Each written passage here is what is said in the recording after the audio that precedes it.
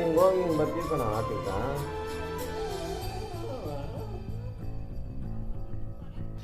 ಈಗ ನಿನ್ನ ಕರ್ಕೋಕ್ಕಾಗಲ್ಲ ಮಾಮಿಗೆಲ್ಲ ಊಟ ತಿಂಡಿ ಎಲ್ಲ ಕೊಟ್ಬಿಟ್ಟು ಹೋಗಿರ್ತೀವಿ, ಮಧ್ಯಾಹ್ನಕ್ಕೆಲ್ಲ ಬಂದ್ಬಿಡ್ತೀವಿ.